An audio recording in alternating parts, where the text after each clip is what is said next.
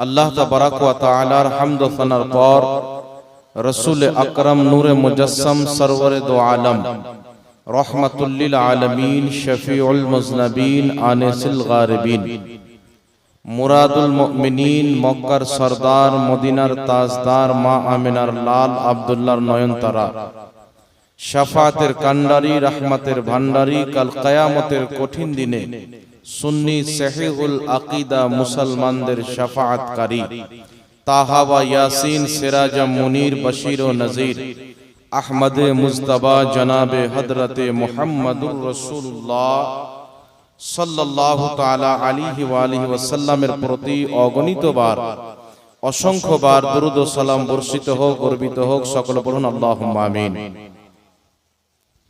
উপস্থিত উলামায়ে কিরাম ওয়া তালবায়ে ইসলাম, হাজরিনে মজলিস, ইসলাম দরদি ভাই ও বাবুজিরা, পর্দার আড়ালের মা ও বোনেরা, সকলকে আমার আন্তরিক সালাম ও শুভেচ্ছা জানিয়ে মহান রব্বুল আলামিনের মহান দরবারে তার মহান নবীর দোহাই দিয়ে দোয়া করি যেন আল্লাহ পাক আমাকে সঠিকভাবে বুঝাবার এবং সকলকে বুঝার তৌফিক দান করেন। সকল পড়ুন আল্লাহুম্মা আমিন। तेरे गुलामों का नक्शे कदम है राहे खुदा, तेरे गुलामों का नक्शे कदम है राहे खुदा, वो क्या बहक सके जो ये सुराग लेके चले। सुभान अल्लाह सुभान अल्लाह। वो क्या बहक सके जो ये सुराग लेके चले। कि मोहम्मद से वफा तूने तो हम तेरे हैं, कि मोहम्मद से वफा तूने तो हम तेरे हैं, ये जहां चीज है क्या लौहो कलम तेरे हैं। सुभान अल्लाह। और अहले सुन्नत का है बेड़ा पार अस्हाबे हुजूर, अहले सुन्नत का है बेड़ा पार अस्हाबे हुजूर, नज्म है और नाव है इतरत रसूलुल्लाह की। सुभान अल्लाह सुभान अल्लाह। আলহামদুলিল্লাহ, আমার পূর্বে আপনারা শায়ের ইসলাম মাদ্দাহে খায়রুল আনাম জনাবে মোহতারাম হাশিম রাজা সাহেব কিবলা খুব সুন্দর আওয়াজে আপনাদেরকে নাত ও মানকাবাত শোনাচ্ছিলেন, আপনারা শুনছিলেন। এবং মাওলানা মুফতি নূর আলম সাহেব কাদরি তিনি অনেকক্ষণ বক্তব্য রাখলেন, আপনারা শ্রবণ করলেন। আমি আপনাদের দয়ারে মোহাব্বতে কিছুক্ষণের জন্য উপস্থিত হয়েছি।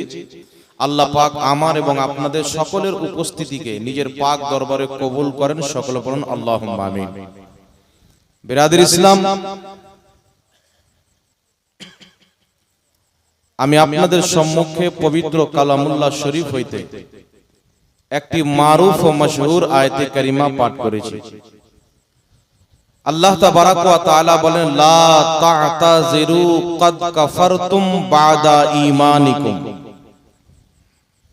আল্লাহ বলছেন তুমি ঈমান আনার পরে কাফির হয়ে গেছো। কাকে বলছেন?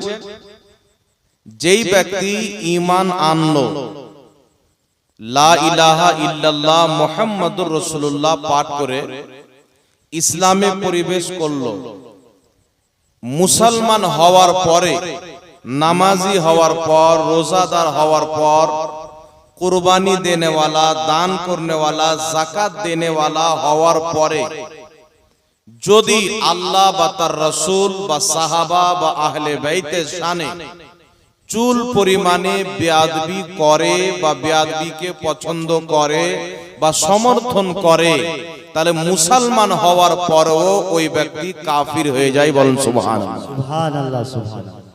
ইমাম কাজী আয়াজ রাহমাতুল্লাহ আলাইহি নিজের কিতাব শিফা শরীফের মধ্যে লিপিবদ্ধ করেছেন।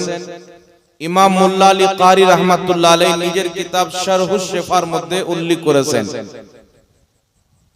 ইসলামের ফতোয়া হলো, তিনারা লিখেছেন যে সারা পৃথিবীর সমস্ত উম্মতের এই ফতোয়ার প্রতি ইজমা রয়েছে, এই বিষয়ের প্রতি সবাই ঐক্যমত।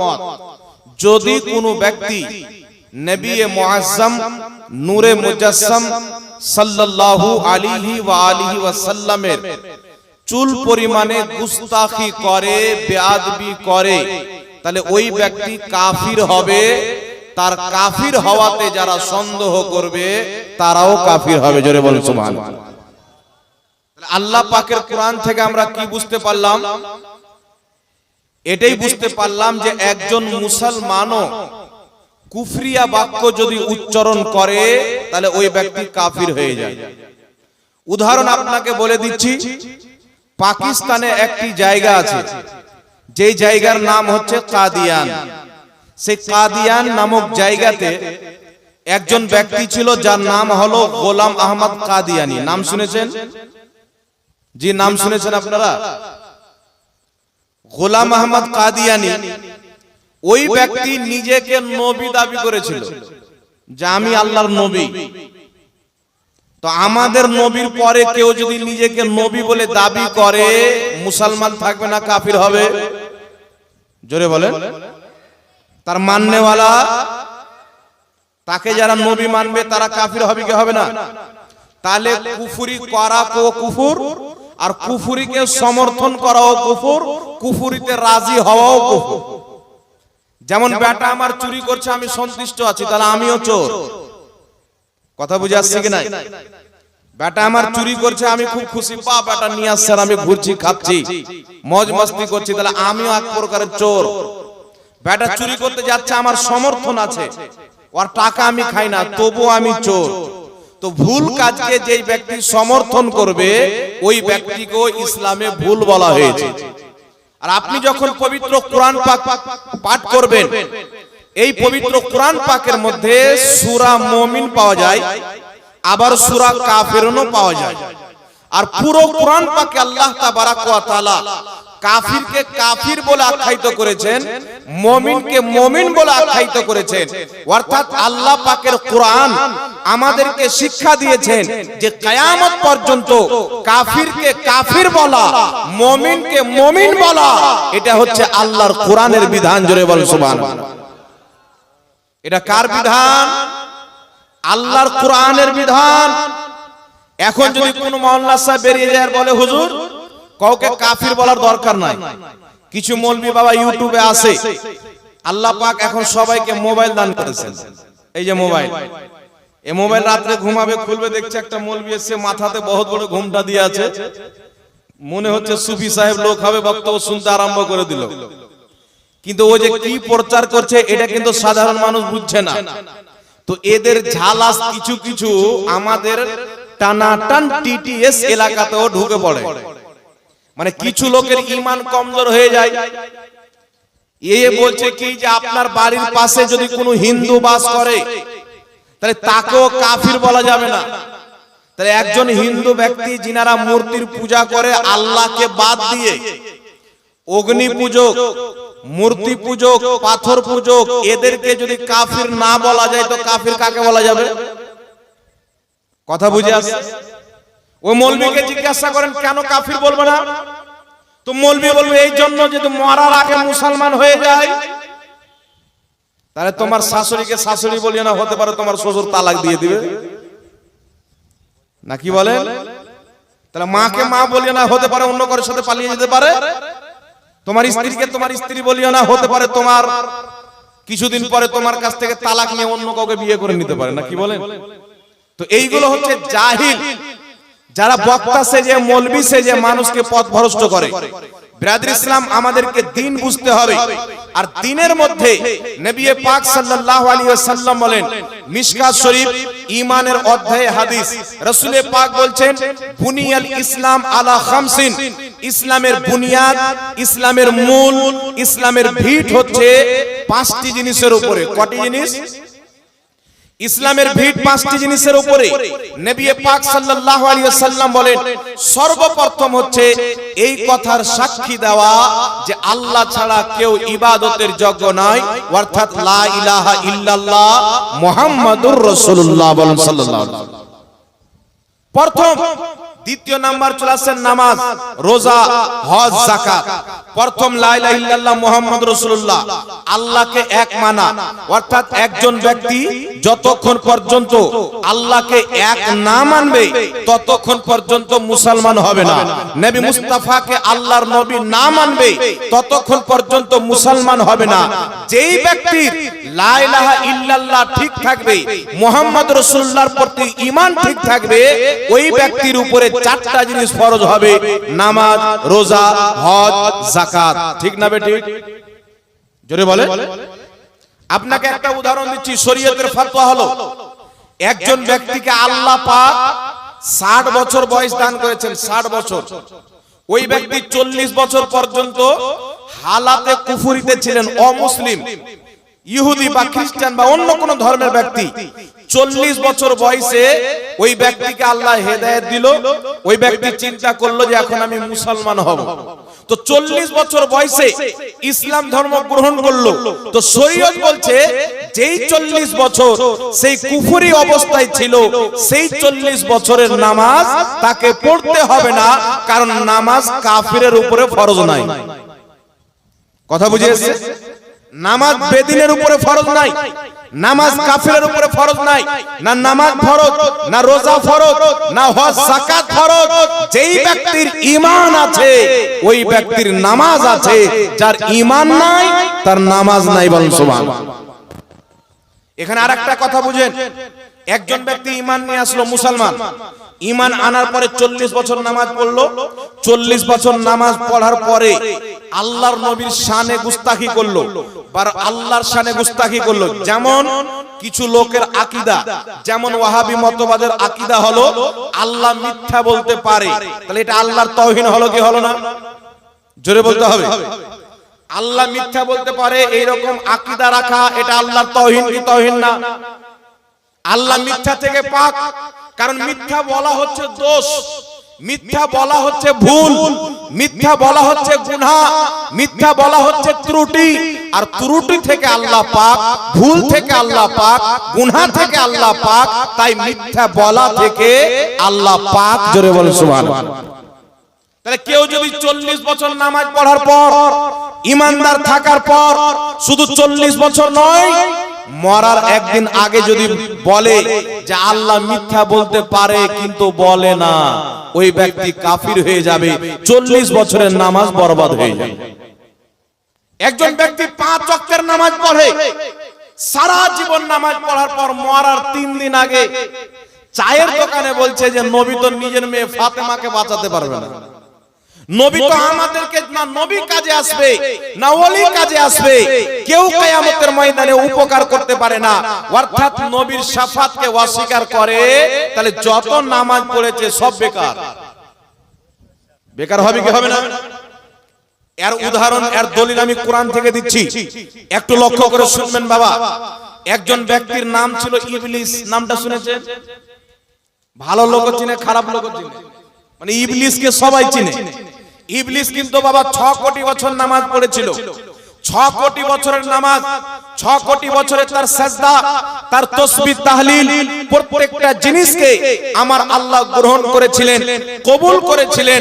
তাই আল্লাহ তাবারাক ওয়া তাআলা ওই ইবলিসকে ফেরেশতাদের শিক্ষক বানিয়েছিলেন, জান্নাতের যাওয়ার আসার পারমিশন দিয়েছিলেন। ওই ইবলিসকে আল্লাহ অনেক উঁচু মাকাম দান করেছিলেন, মর্যাদা সম্মান দান করেছিলেন। 6 কোটি বছরের ইবাদত আল্লাহ কবুল করেছিলেন। কিন্তু আল্লাহ যখন বললেন আদমকে সাজদা করো, কিন্তু সে আদমকে সাজদা করলো না, আল্লাহ পাক তার 6 কোটি বছরের কবুল নামাজকে বরবাদ করে দিলেন। কত বছরের কবুল নামাজ বরবাদ হলো? 6 কোটি বছরের কবুল নামাজ বরবাদ হলো কি হলো না? এখন আপনারা বলেন তো, আল্লাহ কি বলেছিলেন ইবলিস আদমকে সাজদা না করলে কি হলো? তুমি আমার 6 কোটি বছর ইবাদত করেছো, যাও আমার ইবাদতের কারণে তোমাকে মাফ করে দিলাম। এই কথা আল্লাহ বলেছেন? একটু জোরে বলতে হবে, হ্যাঁ না বলেন না। এই কথা কি আল্লাহ বলেছেন? যাও তুমি 6 কোটি বছর আমার তাসবিহ পাঠ করেছো, আমি তোমাকে ক্ষমা করে দিলাম। 6 কোটি বছর আমাকে সিজদা করেছো, আমি তোমাকে ক্ষমা করে দিলাম। 6 কোটি বছর আমার ইবাদত করেছো, আমি আল্লাহ তোমাকে ক্ষমা করে দিলাম। আল্লাহ এই কথা বলেন নাই, আল্লাহ পাক পবিত্র কোরআন পাকে ওয়া কানা ওয়াস্তাকবারা মিনাল কাফিরিন, তাকে কাফিরদের অন্তর্ভুক্ত করেছেন। তার উপরে কাফিরের ফতোয়া দিয়ে আল্লাহ পৃথিবীবাসীকে একটা শিক্ষা দিয়েছেন, কোরআন পাকে এলান করেছেন, তুমি যতই বড় নামাজি হয়ে যাও, রোজাদার হয়ে যাও, হাজী হয়ে যাও, কাজী হয়ে যাও, মুফতি হয়ে যাও, মুহাদ্দিস হয়ে যাও, যদি তোমার অন্তরে নবীর আদব না থাকে, নবীর মহব্বত না থাকে, না তোমার ঈমানের দাম আছে, না তোমার নামাজের দাম আছে।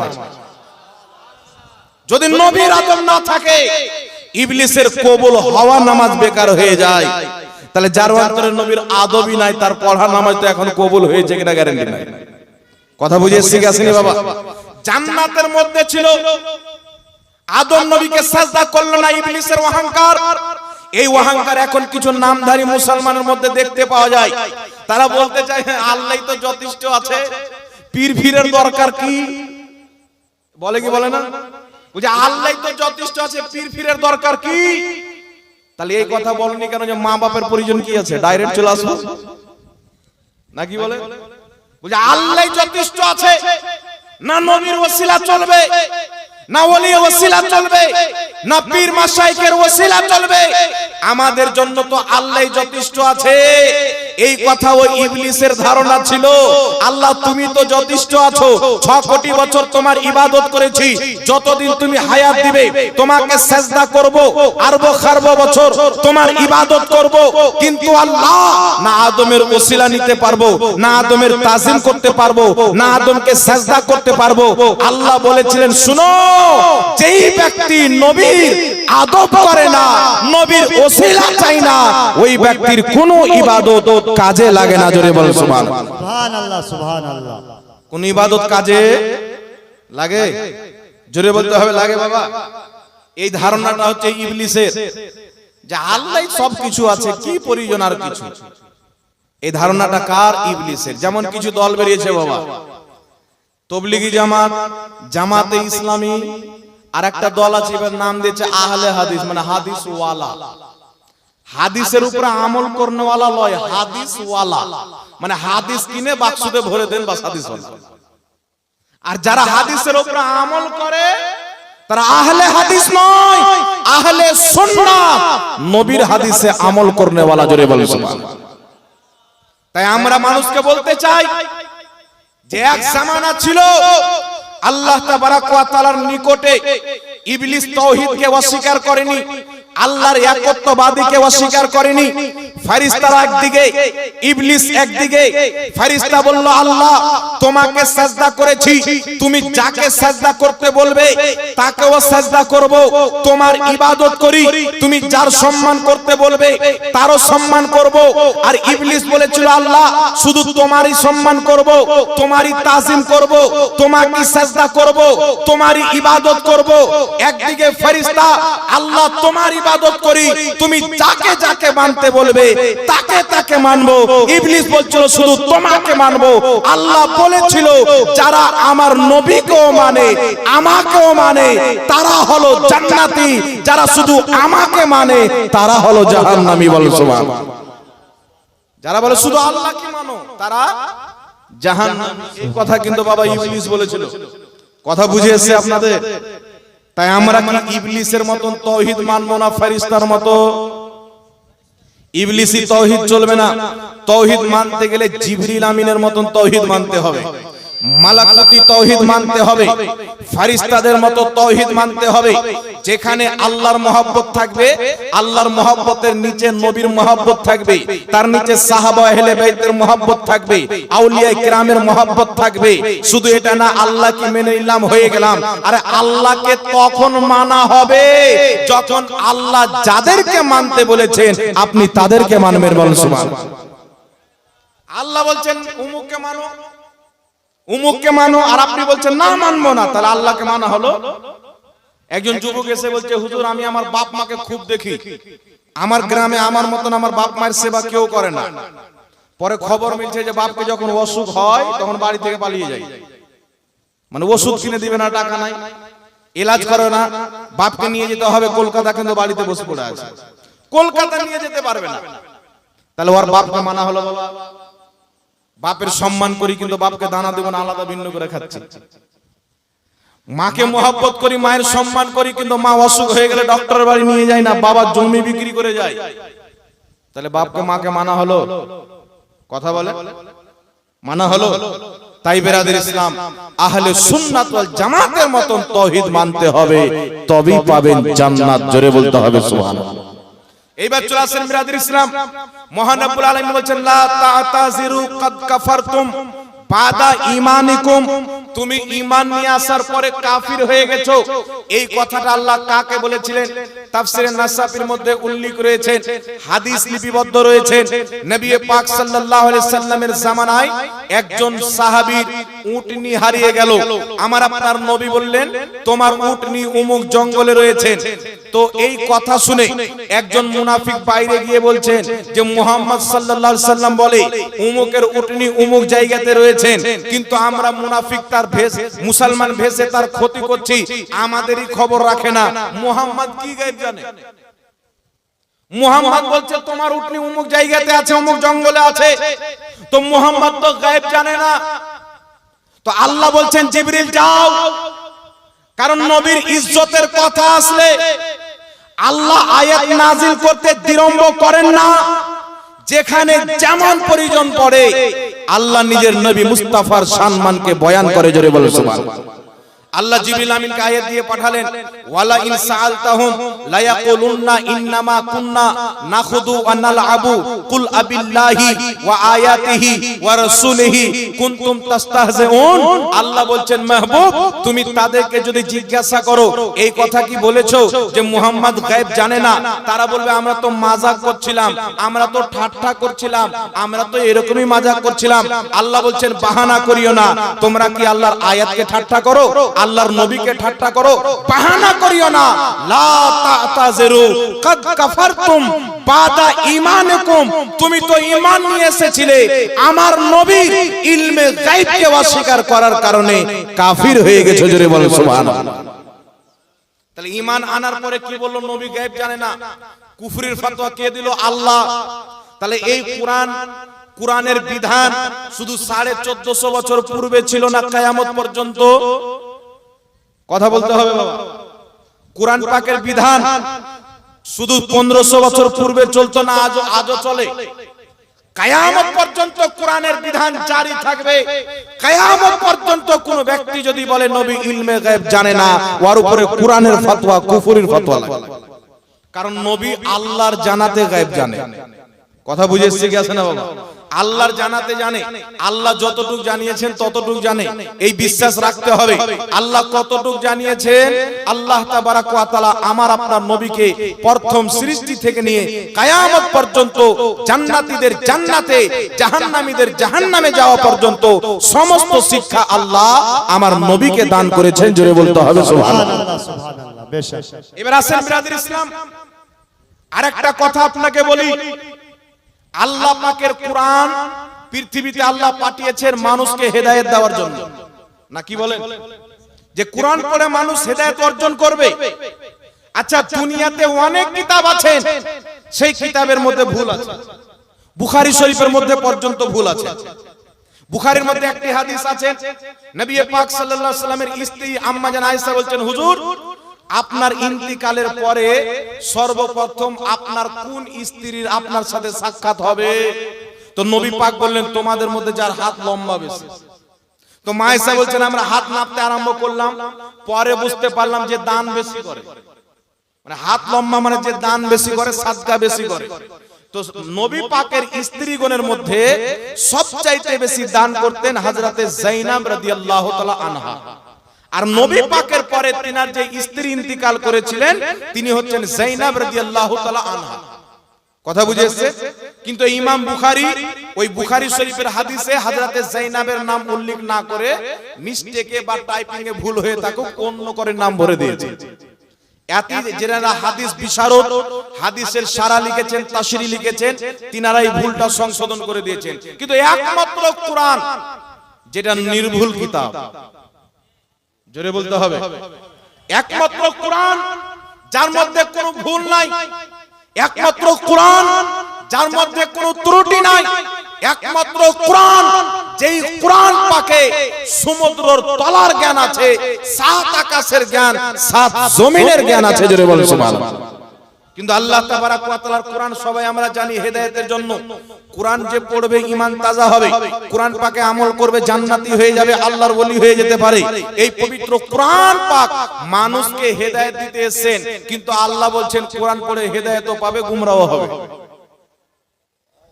আল্লাহ বলছেন কোরআন পড়ে অনেক লোক হেদায়েত পাবে, অনেক লোক গুমরাহ হবে, এটা কোরআনেরই কথা।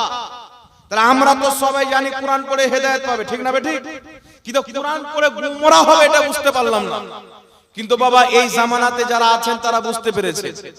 এই জামানাতে আমরা বুঝতে পেরেছি যে কোরআন পড়ে কেন গুমরাহ হবে। এখন নতুন নতুন ফিরকার নতুন নতুন কোরআনের অনুবাদ। একটি দল বেরিয়েছে জামাতে ইসলামী নামে দল। এই দলটা একটি কোরআনের অনুবাদ করেছে। এই দলের প্রতিষ্ঠাতা হচ্ছে আবুল ওলা মওদুদী। এর নবী নিজের ফ্যাক্টরিতে তৈরি করত। আচ্ছা বলেন তো, নবী তৈরি করা যায়?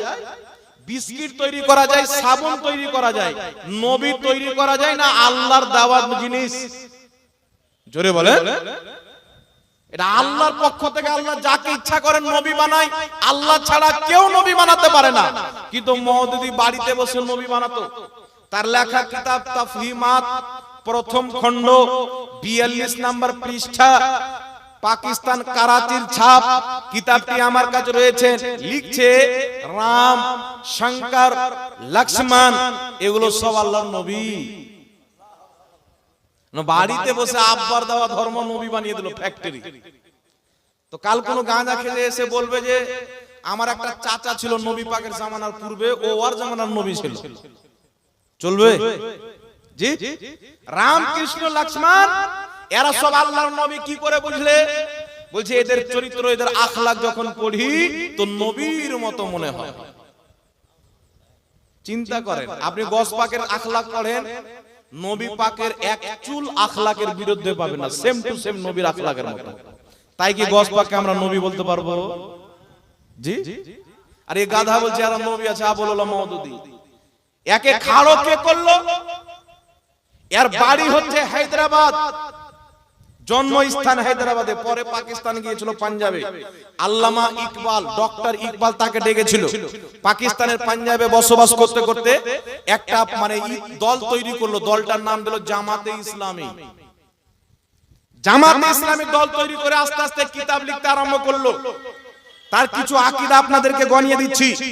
তার আকীদা হচ্ছে যে নবীগণ মাসুম না। ইসলামের আকীদা হচ্ছে আল আম্বিয়াও মাসুমুন, প্রত্যেক নবী মাসুম, অর্থাৎ নবীগণের দ্বারাই না ছোট গুনাহ হতে পারে না বড় গুনাহ হতে পারে। এখন আপনি বলবেন যে আদম আলাইহিস সালাম তো একটা ফল খেয়েছিলেন, আল্লাহ খেতে নিষেধ করেছিলেন, তাহলে এটা গুনাহ হলো না? না, এটা গুনাহ না। এটা হচ্ছে খাতায়ে ইজতিহাদি।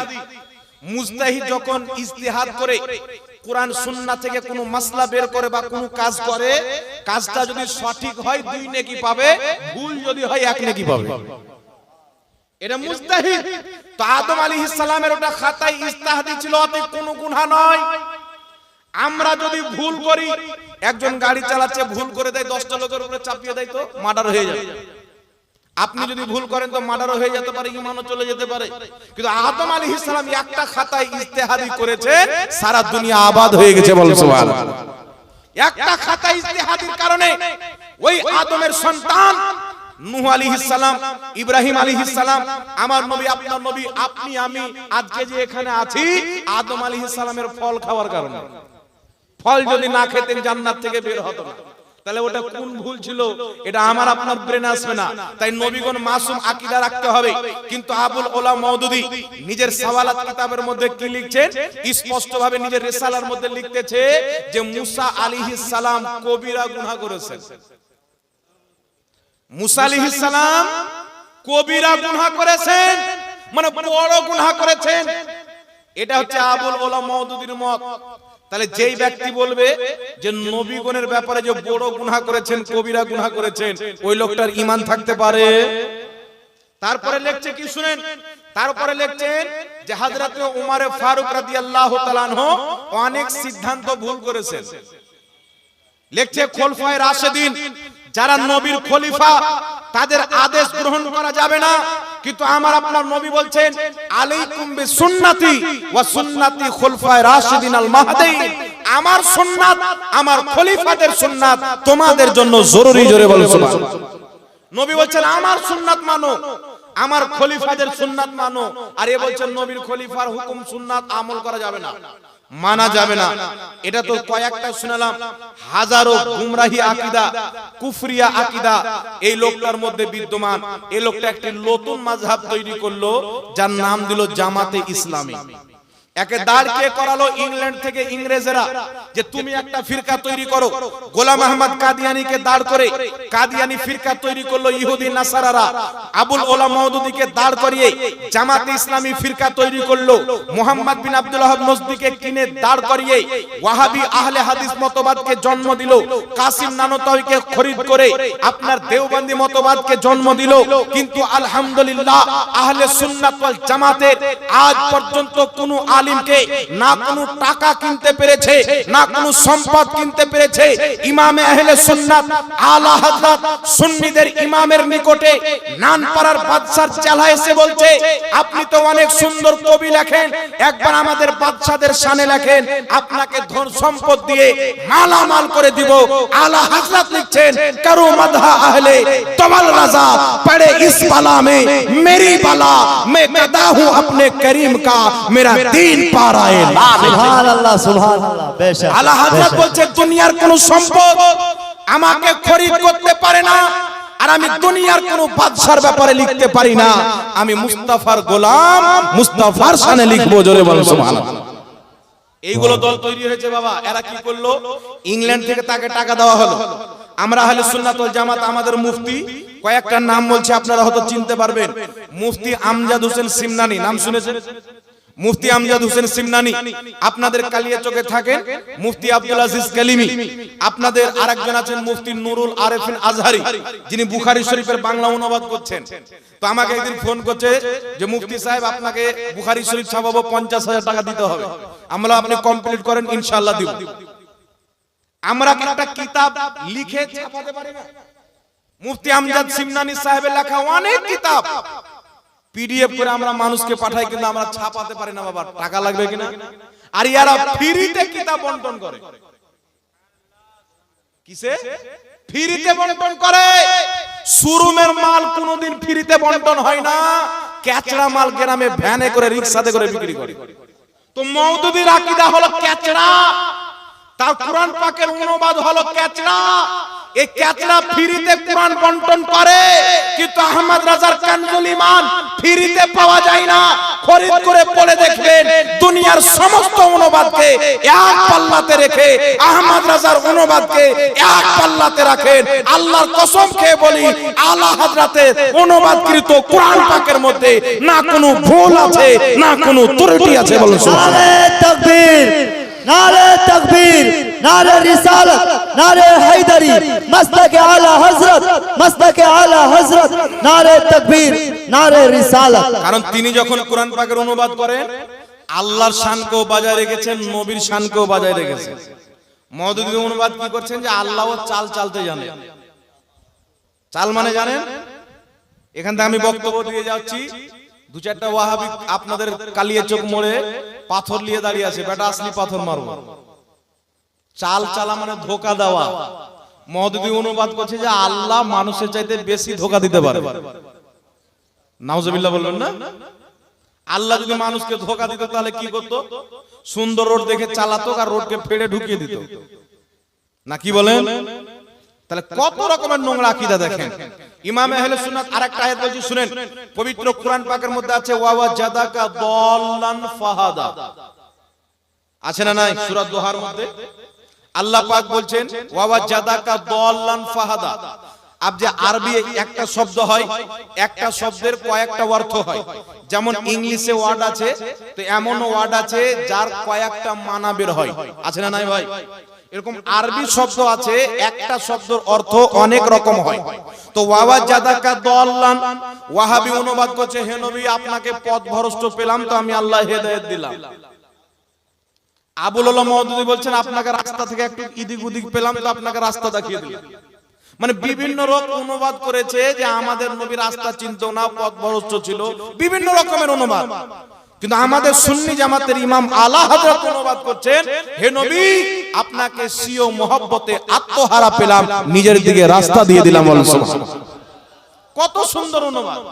আর এর তরজমা করছেন নবী আপনাকে পথভ্রষ্ট পেলাম। তো নবী যদি পথভ্রষ্ট থাকে দুনিয়াকে হেদায়েত কে দিবে? তোর আব্বা।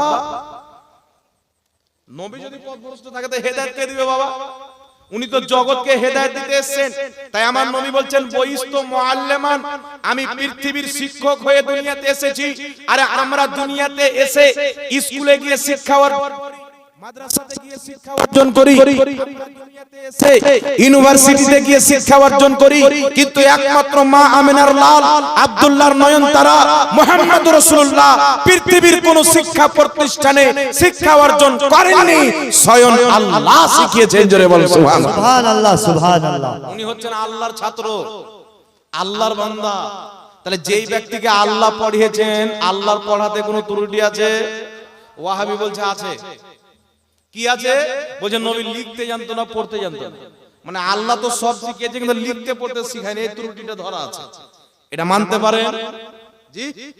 একজন ব্যক্তি মুফতি নুর আলম কাদরি ভাইয়ের মাদ্রাসায় একটা ছেলে দিল, হুজুর পড়ান, মৌলবীর পাগড়ি দিয়ে পাঠাচ্ছেন। মুফতি নুর আলম ভাই বলছেন যে আপনার ছেলেকে সব শিখিয়েছি, উযু করা শিখাইনি। তাহলে লোকটা কি বলে? মৌলবীর পাগড়ি পেয়ে গেল, উযু করতে জানে না। মাথা খারাপ কি খারাপ না? বলবে কিনা? জি। তো আমার আল্লাহ আমার নবীকে শিখিয়েছেন, পড়তেও শিখিয়েছেন, লিখতেও শিখিয়েছেন। কুরআন পাকের একটি আয়াত আছে, মেহবুব এর আগে আপনি লেখেননি, এর আগে আপনি পড়েননি। এর আগে আপনি লেখেননি, এর আগে আপনি পড়েননি। আর এরা বলছে লিখতে জানতো না, পড়তে জানতো না। দুটার মধ্যে আসমান জমিন তফাৎ আছে না নাই বাবা? জোরে বলে তফাৎ আছে না নাই? তাই আমাদের আর ওয়াহাবিদের মতভেদ হচ্ছে আকীদাকে নিয়ে। আমাদের কিছু লোক এদের বক্তব্য শুনছে। একটা লোক আপনাদের কালিয়াচক থেকে ফোন করেছে, একটা যুবক ছিল, বলছে হুজুর আমি কালিয়াচক থেকে বলছি। কি বলছো বলো? তো বলছে হুজুর এই 40 চার মরা মানুষের নামে খাওয়া দাওয়া করানো বেলা হারাম। আলো তোর বাড়ি কোথায় রে? বলছে কালিয়াচক। আমি তুই তো ওই খেয়ে মানুষ হয়েছিস, তো হারাম কেন বলছিস? বলি একটা মৌলবি শুনলাম তো দিমাগটাতে একটু খটকা মারলো, তো ভাবলাম আপনাকে ফোন করে ক্লিয়ার করে দিই। তো এরকম কিছু লোক আছে বাবা, যে এদের বক্তব্য শুনে 40 করে হারাম, দলিল কি ওর আব্বা জানে? আপনি লক্ষ্য করবেন ওয়াহাবিরা হারাম বলে, দলিল নাই। হারাম বলার দলিল নাই, অথচ শরীয়ত বলছে কোন জিনিসকে হারাম বলতে গেলে কুরআন পাকের অকট্ট দলিল লাগবে বা হাদিসে মুতাওয়াতির লাগবে। আর বলছে অমুক হারাম, দলিল নাই। বলছে মরা মানুষের নামে খাওয়া দাওয়া করানো হারাম। দাওয়াত দেন তো ভাদর মাসের কুকুরের মতন এসে খাবে। হারাম বলে কিন্তু আপনি দাওয়াত দেন তো গপ গপ করে খাবে। একজন ওয়াহাবি আমাকে এসে বলছে হুজুর মরা গরু কি আর চারা খায়? মানে গরু মরে যাওয়ার পর ওর মুখে যদি ঘাস দেন তো খাবে। তো মানুষের উদাহরণ দিচ্ছে মরা গরুর সাথে। তো আমি বললাম এ তো সাধারণ, এতে ভালো করে বুঝবে না। আমি ওকে বললাম মরা গরুর চারা খায় না। আপনার বাপ মা মরলে গরু হয়ে যায়, ছাগল হয়ে যায়, খাই না। আমাদের বাপ মরলে বাপ থাকে, মা মরলে মা থাকে। আমাদের চারা খাই, তাই আমরা করি। কথা বুঝেছে বাবা? সিনা পুলে বলছে আমরা 40 চাহরম করি না। তো আমরাও তো করি না, কিন্তু গরু মরলে ছাগল মরলে, জি গরু ছাগল মরলে 40 চাহরম হয়। তো মানুষ মরলে কেন হয়? সাহাবায়ে কেরামের জামানায় গরু মরেছে, ছাগল মরেছে, ইসালে সওয়াব হয়নি। মানুষ মরেছে, ইসালে সওয়াব হয়েছে। একটু জোরে বলতে হবে সুবহানাল্লাহ। তো সাহাবায়ে কেরামের জামানায় গরু মরলো, ছাগল মরলো, ইসালে সওয়াব হলো না। আর আপনারা করেন না, তো আপনাদের মানুষ গরু ছাগল থাকলে করিয়েন না। সাহাবার মানুষ মরেছে তো করেছেন। আপনাদের সম্মুখে কয়েকটি দলিল দিচ্ছে বাবা, লক্ষ্য করে শুনবেন। এই বিষয়টা একটু ক্লিয়ার করে দিই, মানুষের ব্রেনে গুণ ঢুকে যায়। একটা লোক আছে, ওর বেটির বিয়ে দিয়েছে ওয়াহাবির বাড়ি। আচ্ছা বেটিকে যার বাড়িতে বিয়ে দিবেন তার মতন হতে কিন্তু টাইম লাগবে না। মানে শ্বশুর শাশুড়ি দেওর ভাসুর সব ওর কানে লাগা থাকবে, আর টাইম থাকবে।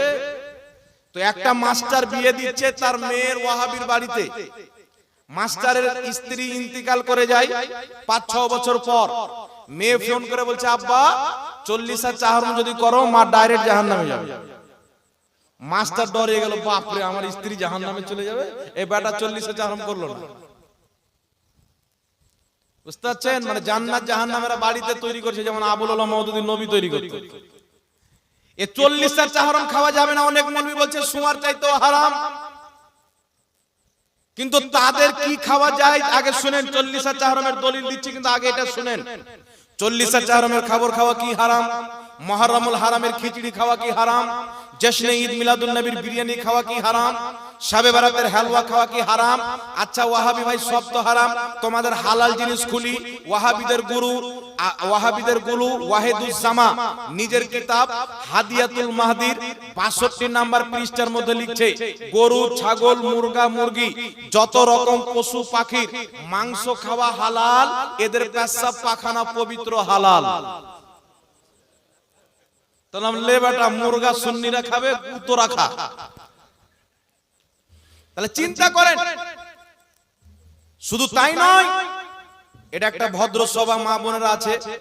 আল্লাহ তাবারাক ওয়া তাআলা আমাদের শরীরের মধ্যে অনেক কিছু দিয়েছেন। পেশাব করলে ধুয়ে নিলে পাক হয়ে যায়, ঠিক না? পাখানা করলে ধুয়ে নিলে পাক হয়ে যায়। কিন্তু কোন ব্যক্তি যদি স্বপ্ন দোষ হয়ে যায়, তাহলে গোসল ফরজ হবে কি হবে না? স্বপ্ন যদি গোসল ফরজ হয়, স্বপ্ন দোষ হয়, ওটাও রক্ত। সেই রক্তটা পাক না না পাক? ওয়াহাবি মোল্লা বলছে পাক।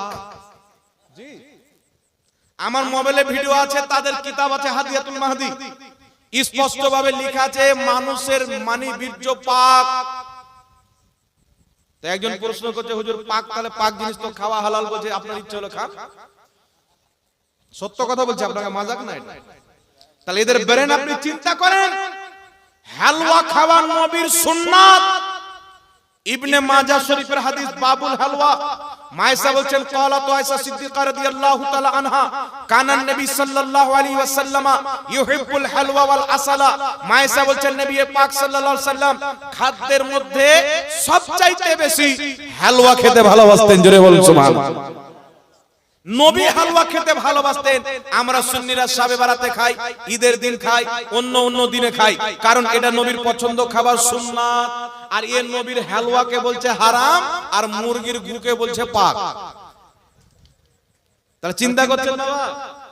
তাহলে এদের ফাতওয়া না লাকওয়া? একটু জোরে বলেন, এদের ফাতওয়া না লাকওয়া? জি, আপনাকে বলবো মাজারের খাসি খাওয়া হারাম, আর ফাতোয়া দিচ্ছে মন্দিরের প্রসাদ খাওয়া যায়। তো মাজারওয়ালাদের মাধ্যমে আমরা ইসলাম পেয়েছি, আমরা তো তাদের দরবারের খাবো। ওরা মন্দিরওয়ালাদের মাধ্যমে ইসলাম পেয়েছে, ওরা ওদের খাবে। এবার লক্ষ্য করে শুনেন বাবা, একটু আমার দিকে ধ্যান দেন, আমার দিকে ধ্যান দেন। আমরা মৃত্যু ব্যক্তির নামে 4 দিনে হোক 40 দিনে হোক ইসালে সওয়াব করি কি করি না? একটু জোরে বলতে হবে। ইসালে সওয়াব করি কি করি না? ইসালে সওয়াবে কি করা হয়? 40টা যদি করা হয়, মানুষকে দাওয়াত দিয়ে খাওয়া দাওয়ার ব্যবস্থা করা হয়, একটি কাজ। মানুষকে ডেকে কোরআন খতম করা হয়, দুটি কাজ। কলমা কুলখানি করা হয়, তাসবিহ তাহলিল করা হয়, 3টি কাজ আমরা ওখানে করি। আর একটি হচ্ছে দোয়া। 4টি কাজ করি কি করি না? এই 4টি কাজ 4 দিনে করলে চাহারম বলা হয়, 40 দিনে করলে আমরা 40 বলি। কেউ যদি 5 দিনে করে নো প্রবলেম, কেউ যদি 6 দিনে করে নো প্রবলেম, কেউ যদি 41 দিনে করে কোনো প্রবলেম নাই। আপনার যেই দিন ইচ্ছা সেই দিন করে। সারা বছর করেন, 2 বছর পর করেন, 5 বছর পর করেন, কোনো সমস্যা নাই। কিন্তু ইসালে সওয়াব করেন, আপনার মৃত্যু পিতা, মৃত্যু মাতা নিজের কবরে শান্তি পাবে। জোরে বলুন সুবহানাল্লাহ। এইবার একটু লক্ষ্য করে শুনেন ব্রাদার ইসলাম, ইসালে সওয়াব আসলো কোথায় থেকে? আমার আপনার নবী সাল্লাল্লাহু আলাইহি ওয়াসাল্লাম কি বলেছেন এই সম্পর্কে? আমি কটা বললাম? 4টা। মৃত্যু ব্যক্তির পক্ষ থেকে কোরআন তেলাওয়াত করা, তাসবিহ তাহলিল পাঠ করা, মানুষের খাওয়া দাওয়ার ব্যবস্থা করা, দোয়া খায়ের করা। এই 4টি জিনিস করা হয়। এখন এই 4টি জিনিস নবী মুস্তাফার হাদিস অনুযায়ী যদি বৈধ থাকে চলবে, বৈধ না থাকলে চলবে না। ঠিক না বেঠিক? জোরে বলতে হবে। কিন্তু এমন বৈধ যে কিয়ামত পর্যন্ত কেউ অবৈধ প্রমাণ করতে পারবে। সর্বপ্রথম আপনাদের সম্মুখে দলিল দিব, মৃত্যু ব্যক্তির পক্ষ থেকে কোরআন তেলাওয়াত করা যাবে কিনা। আমার দিকে একটু লক্ষ্য করে শুনেন। একজন ওয়াহাবির সাথে আমার কথা হলো, সেই বলছে মৃত্যু ব্যক্তির পক্ষ থেকে কোরআন তেলাওয়াত করা যাবে না, হারাম বা নাজায়েজ বিভিন্ন রকমের ফতোয়া দিল। আমি তাকে দলিল দিলাম, উঠাও পবিত্র কোরআন, উঠাও হাদিস শরীফ। সর্বপ্রথম দলিল দিলাম মাজমাউজ জাওয়াইদের মধ্যে হাদিস। মাজমাউজ জাওয়াইদের মধ্যে হাদিস কি? নবী পাক সাল্লাল্লাহু আলাইহি ওয়াসাল্লামের সাহাবী তাবি হযরতে লজলজ রাহমাতুল্লাহ আলাইহি, ইনি হচ্ছেন তাবি, ইনার বাপ হচ্ছেন সাহাবী। তিনার বাপ ইন্তিকালের পূর্বে নিজের ছেলে তাবেঈ লজলজ রাহমাতুল্লাহ আলাইহিকে বলছে, বেটা আমি যখন মারা যাব, আমাকে কবরস্থ করার পর আমার কবরের পায়ের দিকে সূরা বাকারার প্রথম অংশ পাঠ করবে, মাথার দিকে শেষ অংশ পাঠ করবে। একটু জোরে বলতে হবে সুবহানাল্লাহ। সাহাবী নিজের সন্তানকে কি বলছেন? যে আমার কবরের পাশে কোরআন তেলাওয়াত করবে, এই রকম বলতে আমি আমার নবীকে শুনেছি। মানে মৃত্যু ব্যক্তির জন্য কোরআন তেলাওয়াত করা সাহাবী আমার নবী থেকে দলিল পেয়েছে।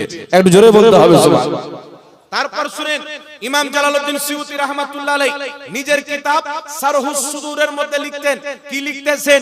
তিনি বলছেন আনসার সাহাবায়ে কিরাম যারা নবী পাকের সহযোগিতা করেছিলেন, দ্বীনের সহযোগিতা করেছিলেন, তিনাদের জামানায় যদি কোনো ব্যক্তি মারা যেত, তিনারা ওই মৃত্যু ব্যক্তির কবরের পাশে গিয়ে কোরআন তেলাওয়াত করত। জোরে বলতে হবে সুবহানাল্লাহ। শুধু তাই নয়, নবী পাক সাল্লাল্লাহু আলাইহি সাল্লামের সহিহ হাদিস, নবী পাক বলছেন তোমরা মৃত্যু ব্যক্তির জন্য সূরা ইয়াসিন তেলাওয়াত করো, তোমরা মৃত্যু ব্যক্তির জন্য সূরা মুলুক তেলাওয়াত করো। আমার নবীর বিভিন্ন হাদিস রয়েছে। তাই এই সমস্ত হাদিসকে একত্রিত করে বড় বড় ইসলামিক বিজ্ঞানগণ, বড় বড় ইসলামিক বিদ্বানগণ, ফুকাহায়ে কেরাম, মুহাদ্দিসিনে কেরাম ফতোয়া কি দিয়েছেন? বিশ্ববিখ্যাত ফকিহ ইমাম ইবনে কুদামা রাহমাতুল্লাহ আলাইহি নিজের কিতাব আল মুগনি, সৌদি আরব থেকে ছাপানো, আলহামদুলিল্লাহ কিতাবটি আমি কিনেছি। সেই কিতাবের মধ্যে ফতোয়া দিয়েছেন যুগ যুগ থেকে মুসলমান নিজের বাবা মারা যাওয়ার পর, মা মারা যাওয়ার পর, ছেলে মেয়ে আত্মীয় স্বজন মারা যাওয়ার পর মানুষকে ডেকে একত্রিত করে শহরে হোক, দিহাতে হোক, যে কোনো জায়গার মুসলমান হোক, মৃত্যু ব্যক্তির জন্য কোরআন তেলাওয়াত করে, আর সেই তেলাওয়াতের সওয়াব মুর্দার কবরে যায়। ইজমাউল মুসলিমিন, এই বিষয়ে মুসলমানদের ইজমা আছে, ঐক্যমত আছে, কাউরির কোনো মতভেদ নাই। জোরে বলুন সুবহানাল্লাহ। তাহলে বুঝা কি গেল? 700-800 বছর পূর্বে এই বিষয়ে কাউরির কোনো মতভেদ ছিল না। এটা সাহাবার যুগ থেকে চলে আসে, মৃত্যু ব্যক্তির পক্ষ থেকে কোরআন তেলাওয়াত করা, আর সেই তেলাওয়াতের সওয়াব মুর্দার কবরে যায়। জোরে বলুন সুবহানাল্লাহ। এইবার আমি আরেকটি দলিল দিলাম। বিশ্ববিখ্যাত মুহাদ্দিস যার কিতাব পড়ে মৌলভী আলিম হয়, ইমাম জালালউদ্দিন সিয়ুতী রাহমাতুল্লাহ আলাইহি নিজের কিতাব শারহুস সুদুরের মধ্যে লিখতেছেন মানুষজনকে ডেকে মৃত্যু ব্যক্তির জন্য কোরআন তেলাওয়াত করা এটা জায়েজ আছে, আর ওই তেলাওয়াতের সওয়াব মুর্দার কবরে যায়। জোরে বলুন সুবহানাল্লাহ। লা মাযহাবী যারা নিজেকে বলে আহলে হাদিস, ওয়াহাবী নজদীজের লেখা কিতাব ফাতাওয়া সানাইয়ার মধ্যে লেখা আছে জীবিত ব্যক্তি যখন মৃত্যু ব্যক্তির পক্ষ হতে কোরআন তেলাওয়াত করে, সেই তেলাওয়াতের সওয়াব মুর্দার কবরে আমার আল্লাহ পৌঁছিয়ে দেয়। জোরে বলুন সুবহানাল্লাহ। আমার আল্লাহ পৌঁছিয়ে দেয়। অসংখ্য দলিল দ্বারা প্রমাণিত, ওয়াহাবীদের কিতাব ও দলিল, মুহাদ্দিসদের ফতোয়া রয়েছে, ফুকাহায়েদের ফতোয়া রয়েছে, নবী পাকের সহিহ হাদিস বিদ্যমান, মৃত্যু ব্যক্তির পক্ষ থেকে কোরআন তেলাওয়াত করা জায়েজ আছে। জোরে বলতে হবে সুবহানাল্লাহ। এইগুলো দলিল যখন বললাম, ওয়াহাবী বলছেন হুজুর এতগুলো দলিল যখন আছে তাহলে তেলাওয়াত করা অবশ্যই যায়, মানে জায়েজ মানলো। তারপরে বলছে তো ভাড়া করে লোক নিয়ে এসে লাভটা কি হুজুর? ভাড়া করা লোক নিয়ে এসে লাভ কি? মানে কেন? বলছে আমার বাপ মারা গেল, আমি কোরআন তেলাওয়াত করব, আমি দোয়া করব, ভাড়া করা হুজুর কেন নিয়ে আসবো? ভাড়া করা খালতিপুর মাদ্রাসার তালবিলিং কেন নিয়ে আসবো? ভাড়া করা মৌলবি কেন নিয়ে আসবো? গ্রামের লোক কেন নিয়ে এসে কোরআন তেলাওয়াত করব? এই যে ভাড়া করে ডেকে নিয়ে এসে কোরআন তেলাওয়াত করা, এটা হচ্ছে বিদআত, এটা হারাম। আমি ওকে বললাম তোমার বাপ মায়ের বিয়ে যে মৌলবি পড়িয়েছিল ওটা ভাড়া করা ছিল না, তোমার বাপের জন্ম দেওয়া বেটা ছিল। জি, ওয়াহাবীদের মসজিদের ইমাম কি টাকা দিয়ে রাখে না এমনি রাখে? কথা বলতে হবে বাবা। তখন ভাড়া করা ভুলে যায়। ঈমানের পরে সর্বোচ্চ ফরজ হচ্ছে নামাজ। এই জোরে বলেন ঠিক না ঠিক? এলাকাতে কিছু লোক বেরিয়েছে বলছে আমার কবর আমার পীর সাহেব চলে আসবে, নামাজের দরকার নাই। হ্যাঁ, ওর পীরের খবর কি হবে আল্লাহ জানে। আমাদের নবীর নামাজ মাফ হয়নি, আল্লাহ বলছেন মেহবুব সারা পৃথিবীর উপরে 5 ওয়াক্তের নামাজ ফরজ করেছি, তোমার উপরে 6 ওয়াক্তের ফরজ করলাম। রাতের নামাজ আমার নবীর উপরে ফরজ ছিল, জিজ্ঞাসা করবেন মুফতি সাহেবকে। তো আমার নবী সর্বশ্রেষ্ঠ ব্যক্তি, আল্লাহর পরে সবচাইতে মর্যাদাওয়ালা, তিনার উপর আরো নামাজ বেশি ফরজ। আর এখন কিছু লোক বেরিয়েছে ওই যে আমাদের কবর আমাদের পীর সাহেব চলে আসবে, নামাজের দরকার নাই। এই মাল আছে না নাই বাবা? যে পীরের কি খবর হবে, তোর কি খবর হবে? মর আগে মইরা দেখ, তারপর বুঝতে পারবি। আবু বকর সিদ্দিকের জুতোর ধুলার সামান নয় আজকের কোন পীর।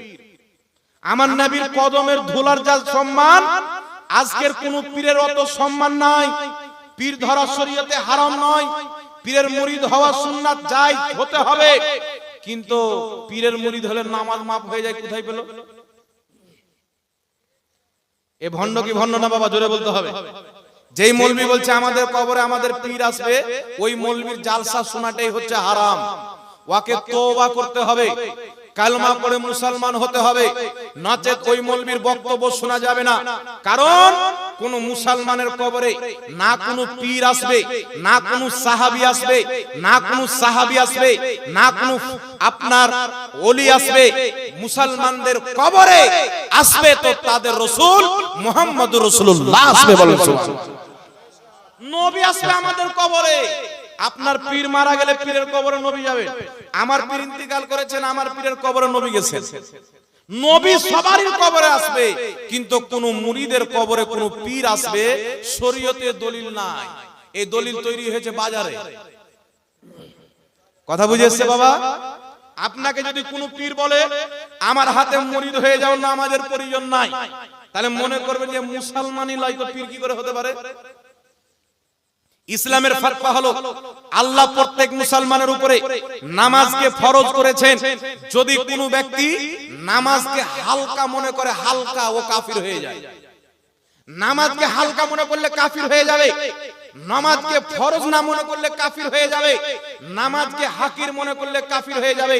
কোন ব্যক্তি যদি বলে নামাজ আল্লাহ ফরজ করলে পড়লেও হবে, না পড়লেও হবে, ও কাফির, ওর বউ তালাক। তাহলে কোন পীর যদি বলে আমার মুরিদ হয়ে যাও, নামাজ লাগবে না, ও তো পাক্কা কাফির। ওর স্ত্রীটাও ওর স্ত্রী নাই, তাহলে ওর হাতে মুরিদ হওয়া যাবে? আর আশা করি কেউ যদি পীর থাকে এরকম কথা বলবে না। এগুলো মুরিদরা ভাসিয়ে দেয়, কিছু মুরিদ ভাসিয়ে দেয়, আরে মুরিদ হয়ে যাও আর নামাজের দরকার পড়বে না। খবরদার মুসলমান, একজন মুসলমানের কোন অবস্থায় কোন হালাতে নামাজ মাপ নাই। জোরে বলতে হবে সুবহানাল্লাহ। সুবহানাল্লাহ। মাপ আছে? না। কারা কারা বলছেন মাপ আছে? হাত ওঠান তো দেখি। কওরের মাপ নাই, ঠিক না বেঠিক? জোরে বলতে হবে। তো নামাজ পড়া লাগবে কি লাগবে না বাবা? তো নামাজ হচ্ছে ঈমানের পরে সর্বোচ্চ ফরজ, ঠিক না বেঠিক? আপনি পীরের মুরিদ হন, মুরিদ হওয়া কোরআন থেকে প্রমাণিত।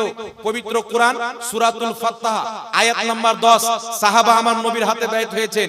সূরাতুল মুমতাহিনা আয়াত নাম্বার 12 সাহাবায়ে কেরামের স্ত্রীরা পর্দার আড়াল থেকে নবীর কাছে বাইত গ্রহণ করেছেন। নবী পাকের ইন্তিকালের পর বুখারীতে হাদিস, মুসলিমে হাদিস, অনেক কিতাবে হাদিস রয়েছেন। কেউ আবু বকর সিদ্দিকের কাছে মুরিদ হয়েছেন, কেউ হযরত ওমর ফারুকের কাছে মুরিদ হয়েছেন। তিনাদের পরে কারবালার মাটিতে ইমামে হুসেনের হাতে অনেক লোক বাইত গ্রহণ করেছেন, অনেক আবার ইয়াজিদের হাতে বাইত গ্রহণ করেছেন। মানে ইয়াজিদ ছিল ভণ্ড পীর, হুসেন ছিল অরিজিনাল পীর। জোরে বলেন না সুবহানাল্লাহ। সুবহানাল্লাহ। ইয়াজিদি পীর মানা যাবে না, হুসাইনি পীর ছাড়া যাবে না। জোরে বলেন সুবহানাল্লাহ। শাহ ওয়ালিউল্লাহ মুহাদ্দিস তাহলবী রাহমাতুল্লাহ আলাইহি নিজের রিসালার মধ্যে লিখেছেন মুরিদ হওয়া হচ্ছে সুন্নাত। বিশ্ববিখ্যাত ফতোয়ার কিতাব ফাতাওয়া তাজুশ শরিয়ার মধ্যে লেখা আছে মুরিদ হওয়া সুন্নাতে কাদিমা মুস্তামেরা। তাই বিরাদর ইসলাম, মুরিদ হওয়া সুন্নাত, অবশ্যই নবীর সুন্নাতকে ছাড়বেন না, মুরিদ হবেন। কিন্তু বিরাদর ইসলাম একটা কথা মনে রাখতে হবে, পানি পিও ছানকে পীর পাকড়ো পেহচান। পীরের নামে মার্কেট গরম হয়েছে, বাজার গরম হয়েছে, আছে না নাই? পাঞ্জাবে একটা জায়গাতে গেলাম, আমাদের ভারতের পাঞ্জাবে একটা পীর আছে, এরকম বড় বড় বালা পায়, আর কানে ওই যে মা বোনরা দেয় কি বলে রিং না কি বলে, কানবালি, কানের দুল, তো এত বড় দুল লটকালছে মনে হচ্ছে ট্রাক্টরের পিছনকার চাক্কা খুলে টায়ার হটিয়ে আর রিং লাগিয়ে দিয়েছে। আর ও আবার পীর, কথা বুঝেছে বাবা? কিছু পীর আছে লোক পাও মেলে দিয়েছে, লে বেটা সাজদা করার যা। তো কোন পীর যদি মুরিদকে সাজদা করায় ও পীর? এই জোরে বলেন সাজদা আল্লাহ ছাড়া কাউকে করা যাবে না, আল্লাহ ছাড়া কাউকে সাজদা চলবে না। কোন পীর তো পীর, আমার আপনার নবী যিনি সারা পৃথিবীর পীর, নবীগণেরও পীর, আমার আপনার নবীর দরবারে সাহাবা বলছেন হুজুর ইয়ামান দেশের বাদশাকে দেখলাম তার মান্যওয়ালারা তাকে সেজদা করছে, আমরা মনে ভাবলাম আপনি তো দোজাহানের বাদশা, আপনাকে সেজদা করি। নবী বললেন খবরদার, আল্লাহ ছাড়া কাউকে সেজদা করা বৈধ নয়। যদি বৈধ হতো আল্লাহ পাক আদেশ দিতেন সর্বপ্রথম মহিলাদেরকে তাদের স্বামীকে সেজদা করতে বলতেন। কিন্তু ইসলামে আল্লাহ ছাড়া কাউকে সেজদা করা যাবে না। তো যদি মুহাম্মদ রাসূলুল্লাহকে সেজদা করা হারাম হয়, তোর পীর কত বড় লাট সাহেব বেটা? জি, পীর মানে আমি হারাম বলছি না, আমি নিজে আলহামদুলিল্লাহ পীরের মুরিদ। বড় পীর আব্দুল কাদের জিলানী পীরের মুরিদ, খাজা মুঈনুদ্দিন চিশতি পীরের মুরিদ, ইমামে আজম আবু হানিফা পীরের মুরিদ, ইমাম সানাআনী পীরের মুরিদ। আপনার হাজারো দুনিয়াতে এমন কোন ওলি নাই, আল্লাহ ওয়ালা নাই যার পীর নাই। একটু জোরে বলেন না সুবহানাল্লাহ। তাই বিশ্ববিখ্যাত মুফাসসির ইমাম ফখরুদ্দিন রাজি রাহমাতুল্লাহ আলাইহি নিজের কিতাব তাফসিরে কবিরের 11তম খণ্ড 198 নম্বর পৃষ্ঠা, বেইরুত লেবাননের ছাপ, সেই কিতাবের মধ্যে বলেছেন নিজের জামানার সমস্ত হক্কানি পীর মুর্শিদের অন্তরে মুহাব্বতকে রেখে, আদবকে রেখে একজনের হাতে বাইত হতে হয়। জোরে বলেন সুবহানাল্লাহ। আর একটু জোরে বলতে হবে সুবহানাল্লাহ। তাই ব্রাদার ইসলাম, ওই পাঞ্জাবের একে দেখলাম নামাজ নাই, রোজা নাই, কিছু নাই, বড় বড় ফটো চিপকে রেখেছে। আচ্ছা বলেন তো বাবা, কোন মুরিদ যদি বলে যে আমার পীরের ফটো আমার ঘরে রাখবো, এটা জায়েজ না না জায়েজ? জোরে বলেন। শুধু না জায়েজ নয়, হারাম। মুতাওয়াতির হাদিস থেকে প্রমাণিত হারাম। একজন এক জায়গায় বক্তব্য দিলে একটা মুরিদ বলছে যে হুজুর আপনার যে সব ক্যামেরা হচ্ছে, তো একটি কথা মনে রাখবেন, এই দেখছেন আপনারা শত শত ক্যামেরা লাগা আছে, এই ক্যামেরাটার যে ফটো হয়, ভিডিও হয়, এই বিষয়ে আমাদের আহলে সুন্নাতের মাশায়েখদের মধ্যে মতনৈক্য রয়েছে, মতভেদ, ইখতিলাফ। আর নবী বলেছেন আমার উম্মতের ইখতিলাফ হচ্ছে রহমত। এগুলো ফুরুই মাসলাতে ইখতিলাফ। অনেকে বলছেন নাজায়েজ হারাম, তারা করে না। যিনারা বলছেন নাজায়েজ হারাম তিনারা করছেন, তিনারা তিনাদের ফতোয়াতে আমল করবে, কোনো গুনাহ হবে না। তিনারা তিনাদের ফতোয়াতে আমল করবে, কোনো গুনাহ হবে না। জোরে বলুন সুবহানাল্লাহ। কিন্তু যেটা কাগজে ফটো আছে, বাড়িতে চিপকানো হয়, মানি ব্যাগে রাখা হয়, পকেটে ভরা হয়, যেই ফটো কাগজে আছে, সারা পৃথিবীর সমস্ত আহলে সুন্নাতের উলামা একমত, কাগজের ফটো তোলা, ঘরে চিপকানো, আপনার ট্রাক্টরে লাগানো, গাড়িতে চিপকানো, এটা স্পষ্ট হারাম। এতে কাউরির কোনো মতভেদ নাই। জোরে বলেন সুবহানাল্লাহ। একমাত্র প্রয়োজনে, যেমন পাসপোর্ট, বুঝেছে, পাসপোর্ট, আধার কার্ড, ভোটার কার্ড, ব্যাংকের প্রয়োজন, রেশনের প্রয়োজন, মমতা খালার লক্ষ্মী ভাড়ের প্রয়োজন, তখন জায়েজ আছে। বুঝতে পেরেছেন? প্রয়োজনে জায়েজ আছে, অপ্রয়োজনে জায়েজ নাই। না কোনো পীরের ফটো, না কোনো নবীর ফটো, এ তো আরো বেশি হারাম। কোন ব্যক্তি যদি নামাজের বাইরে হারাম কাজ করে হারাম, আর নামাজের ভিতরে করলে আরো বেশি হারাম হবে কি হবে না? ভালো জায়গাতে গিয়ে হারাম কাজ। তাহলে যেমন এই যে আপনার এবার হজ হলো, আলহামদুলিল্লাহ আপনাদের দোয়াতে আমরা আমাদের আব্বা মাকে হজ করতে পাঠিয়েছি, এখন আছেন। 18 তারিখে বোম্বে ফ্লাইটে নামলাম। তো হজ করতে গিয়ে একটা ভিডিও দেখলাম, একজন পাঠিয়েছে আমাকে। এই হজ করতে গিয়ে হাজিরা সব বসে আছে, আর 4টা লোক পাত্তা খেলছে, তাস। জি আল্লাহর কসম, আমি দেখেছি ভিডিও। ওই জায়গাতে গিয়ে পাত্তা খেলছে। তাহলে ভারতে খেলছিল, গুনাহ কি গুনাহ না? আর ওই রকম আরবের মতন মাটিতে গিয়ে খেলছে, তাহলে আরো বেশি গুনাহ হবে কি হবে না বাবা? জি, গুনাহ কবিরা হবে কি হবে না? তাহলে চিন্তা করেন মুসলমানের অবস্থা কি হতো। তাই ব্রাদার ইসলাম, বুঝে সুঝে কাজ করতে হবে, পীর অবশ্যই মানতে হবে। ইমাম যাহাবী রাহমাতুল্লাহ আলাইহি তারিখে ইসলাম কিতাবের মধ্যে সহিহ সনদে হাদিস নিয়েছেন। হযরতে আব্দুল্লাহ ইবনে উমর রাদিয়াল্লাহু তাআলা আনহুমা মারফু সূত্রে বর্ণনা করছেন যে একজন পীর তার মুরিদের কাছে এমন যেমন নবী তার উম্মতের কাছে। জোরে বলুন সুবহানাল্লাহ। এটা সহিহ হাদিস দ্বারা প্রমাণিত। কিন্তু বাবা কিছু লোক বেশি বাড়াবাড়ি করে কি করেছে, দুই একটা ভণ্ড পীরকে দেখেছে, বলছে সব পীর মানা হারাম। এও বাড়াবাড়ি, ঠিক না বেটে? দুই একটা গাঁজাখোর পীরকে দেখে বলছে সব পীর মানা হারাম। এটা একটা গাঁজাখোরি লোকের ফতোয়া হতে পারে, সুস্থ মস্তিষ্কের ব্যক্তির ফতোয়া হতে পারে না। আপনারা দেখবেন ওয়াহাবি মৌলবীরা বলে পীর মুরিদি চলবে না, বলে কি বলে না? কিন্তু আমাদের চাইতে বেশি পীরওয়ারা মানে। আচ্ছা বাবা বলেন তো, পীর হচ্ছে ফার্সি শব্দ, নামাজ হচ্ছে ফার্সি শব্দ, রোজা হচ্ছে ফার্সি শব্দ। নামাজের কেউ যদি আরবি দেখতে চায় কুরআন হাদিসে সালাত শব্দ পাবে, রোজার যদি আরবি দেখতে চায় কুরআন হাদিসে সিয়াম শব্দ পাবে। সেই রকম পীরের যদি আরবি দেখতে চায় তাহলে শেখ শব্দ পাবে। কি শব্দ পাবে? শেখ। একটা উদাহরণ আপনাদেরকে দিই, জ্ঞানী গুণী লোক আপনারা বসে আছেন। মুফতি নূর আলম সাহেব কাদরি বড় ভাই আমার ফতোয়া দিচ্ছেন যে পানি পান করা যায়, ওয়াটার পান করা হারাম। তাহলে মসজিদে আপনারা রাখবেন, বলবেন যে আমাদের মৌলবি পাগলা হয়েছে রে, এ মৌলবি আর চলবে না, চেঞ্জ কর, নাকি বলেন? আর যদি বলে যে পানি পান করা হারাম, ওয়াটার পান করা যায়, তাহলে মানুষ মনে করে আর বেরেন টাল হয়েছে, এ বাঙালি থাকার যোগ্য নয়, একে ঝাড়খণ্ডের রাঁচি নিয়ে যায়। আর রাঁচিতেও যদি না হয়, ভারতের সবচাইতে বড় পাগলাখানা আগ্রাতে নিয়ে যাও। উত্তরপ্রদেশে বলে না আগ্রা, আগ্রাতে নিয়ে যাও, নাকি বলেন? তো এইরকম হচ্ছে ওয়াহাবিদের অবস্থা। সুন্নি রেখে বলে পীর পীর পূজারি। আচ্ছা পীর মানা যদি পীর পূজারি হয়, ও তো বাপ মাকেও মানে, তাহলে ওরা বাপ পূজারি হলো, নাকি বলেন? মানলে কি পূজা করা হয় বাবা? জোরে বলেন। মানা আলাদা, পূজা আলাদা। ওরা আমাদেরকে বলে পীর মানা চলবে না, অমুক ধুমুক 12-17 বলে ফতোয়া দেয়, কিন্তু ওরা নিজের প্রত্যেকটা মৌলবীর নামের আগে বলে শেখ। মানে ওদের সব মৌলবী পীর, গাঁজাখোর হোক, মাতাল হোক, অসিবিতা হোক, ডেট ফেল হোক, যেমন মৌলবী হোক, সবারই নামের আগে বলবে শেখ। নারে তাকবীর, দাঁড়িয়ে যান, দাঁড়িয়ে যান। নারে তাকবীর, নারে তাকবীর, নারে রিসালাত, নারে রিসালাত।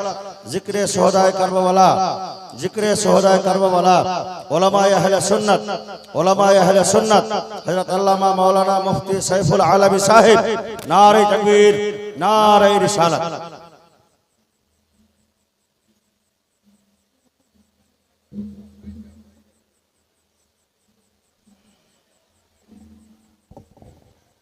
বসে যান, বসে যান, একটু তাড়াতাড়ি বসুন, তাড়াতাড়ি বসুন।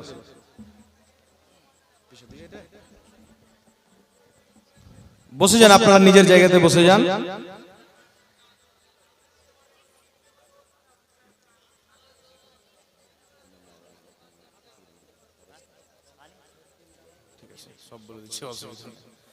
এই বসেন, বসেন, বসেন।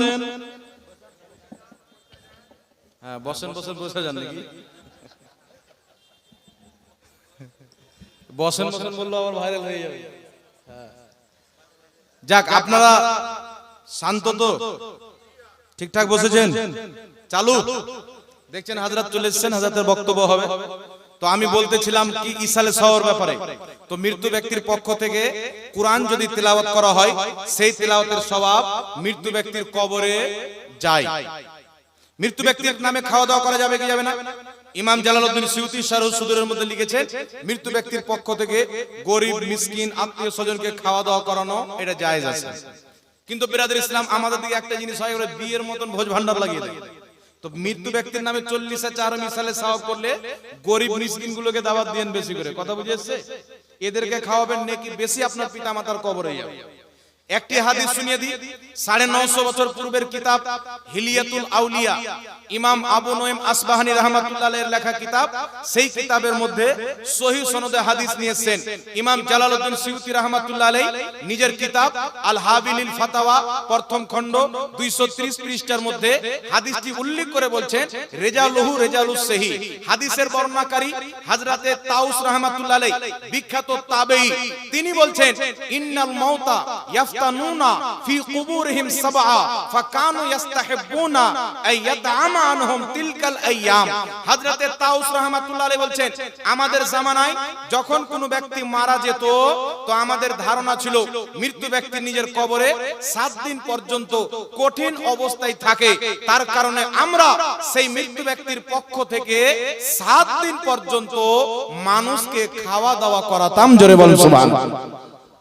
এটা তাবিন করতেন, সাহাবাও করাতেন।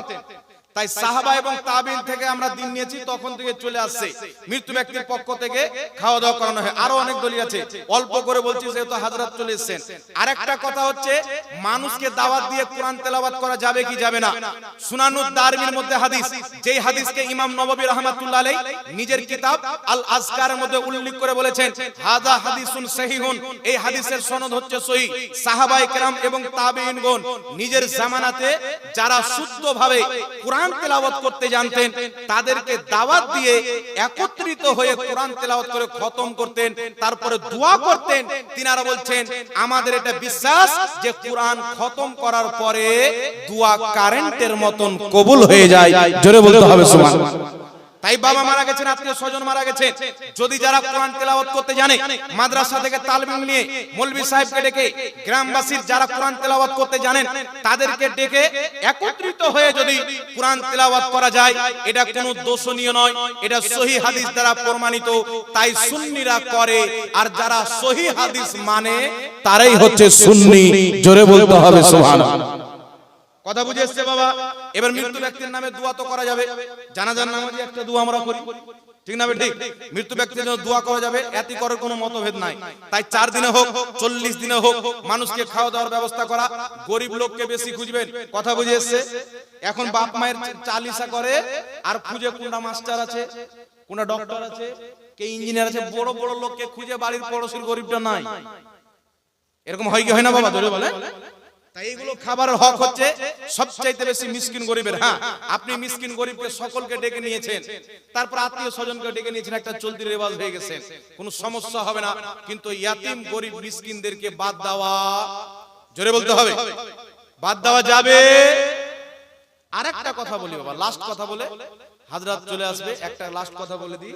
আচ্ছা বলেন তো বাবা, আমি যদি সারা জিন্দেগি নামাজ না পড়ি, রোজা না রাখি, হজ না করি, যাকাত না দিই, কোন পীর সাহেব আমাকে জান্নাতে নিয়ে যাবে? জি? তাহলে একটা কিনে 2-4 হাজার পীর ধরে নিতাম না, কি বলেন? কিছু লোক বলছে যে পীর সাহেব ধরে নিলাম মানে জান্নাতি হয়ে গেলাম। জি, সিলসিলা মিল গিয়া জান্নাতি হয়ে গেল। হ্যাঁ, মানে আব্বা তৈরি করে সে জান্নাত, মরলি বলবে যা বেটা। আপনি নামাজ পড়বেন না, কোন পীর আপনাকে জান্নাতে নিয়ে যেতে পারবে? আপনি রোজা রাখেন না, হারামখোরি করেন, রোজে 3 বার 36 বার করে দাড়ি কাটেন, আর আপনি বলছেন যে জান্নাতে চলে যাব, মুরিদ হয়ে গেলাম মানে জান্নাতে চলে গেলাম। আপনি যেই কথাতে মুরিদ হচ্ছেন ওই সমস্ত কথার উপরে যদি আমল করেন তবেই আপনার পীর জান্নাতে নিয়ে যেতে পারবে। কারণ বুখারী শরীফের মধ্যে হাদিস, নবী পাক সাল্লাল্লাহু আলাইহি ওয়াসাল্লাম বলেন, কিয়ামতের ময়দানে কিছু লোক হবে আল্লাহর সাথে ঝগড়া করবে। যেমন মানুষ জমিনে দুনিয়াতে ঝগড়া করে, এর চাইতে বেশি কঠোর ভাবে ঝগড়া করবে। ঝগড়া করে বলবে, আল্লাহ তুমি তো আমাদেরকে জান্নাত দিচ্ছ, কিন্তু আমাদের যারা মুরিদ, আমাদের যারা ভাই, আমাদের যারা মান্যওয়ালা, আমাদের সাথে নামাজ পড়েছে, আমাদের সাথে রোজা রেখেছে, তারাকে জান্নাতে না দিলে আমরা যাব না। আল্লাহ বলবে, যাও তাদেরকেও নিয়ে জান্নাতে চলে যাও। জোরে বলো। তো পীরের মুরিদ করলো যে ফরজগুলিকে আদায় করবো, নামাজ পড়বো, রোজা রাখবো, হারাম করবো না হালাল করবো, আর আপনি নামাজ পড়ছেন না, হারাম করছেন, হালাল করছেন না, তাহলে আপনাকে নিয়ে যাবে? একটু জোরে বলতে হবে, নিয়ে যাবে। তাই নিজের কর্ম করতে হবে। হ্যাঁ, আল্লাহ পাক যদি নসিবে রাখে, আউলিয়া কেরাম, শহীদগণ, আলিমগণ শাফাত করবেন, তবে নামাজ কোনোদিন ছাড়বেন না। এই নামাজ কোনো পীর মাফ করাইতে পারে না। এই নামাজ একমাত্র আল্লাহর হক, কোনো বান্দা ক্ষমা করাইতে পারবে? জোরে বলতে হবে, কোন বান্দা ক্ষমা করাইতে পারবে না। আল্লাহর ইবাদত নামাজ আল্লাহ ফরজ করেছেন। আর বিষয় হচ্ছে, কিছু লোক বেরিয়েছে আবার বলছে মুরিদ হওয়া ফরজ মনে করে কিছু লোক, এটা মনে করে কি করে না? এখানে হযরত এসেছেন, জিজ্ঞাসা করবেন, বলেন তো এই একটা ফতোয়া এসেছিল আমাদের কাছে, হানফি দারুল ইফতা বলে আমরা একটা ইফতা চালাচ্ছি মুর্শিদাবাদের মাটিতে, আর হেড মুফতি হচ্ছে মুফতি তোফাজ্জল হোসেন নাইমি সাহেব। একটা ফতোয়া এসেছে, ফতোয়াটা কি এসেছে যে একটা লোক বলছে যে মুরিদ হওয়া ফরজ। আচ্ছা বলেন তো বাবা, মুরিদ হওয়া ফরজ এটা কোন মৌলবি বলেছে? জি, জোরে বলতে হবে। মুরিদ হওয়া কি সুন্নাত, কেউ কেউ বলেছেন মুস্তাহাব, কেউ কেউ বলেছেন সুন্নাত। তো খুব বেশি মেনে নিলে সুন্নাত। মুরিদ হওয়া না ফরজ আছে না ওয়াজিব আছে, মুস্তাহাব পর্যায়ের একটি সুন্নাত আমল আছে। কেউ যদি সারা জিন্দেগি মুরিদ না হয়, কেউ যদি সারা জীবন মুরিদ না হয়, এই যে হক্কানি আলিম উলামা আছে ইনাদের কি নিজের পীর মনে করে, কোনো গুনাহ নাই। কথা ঠিক আছে?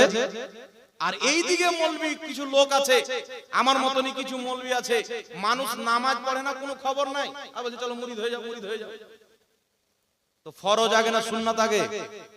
জোরে বলতে হবে। ফরজ আগে না মুস্তাহাব আগে? নামাজকে আগে কায়েম রাখেন, রোজাকে কায়েম রাখেন। আমাদের ইমাম আলা হযরত মুরিদ হয়েছেন, নামাজি আগে হয়েছেন, মুরিদ পরে হয়েছেন। খাজা মঈনুদ্দিন চিশতি নামাজি আগে হয়েছেন, মুরিদ পরে হয়েছেন। গাউসে আজম নামাজি আগে হয়েছেন, মুরিদ পরে হয়েছেন।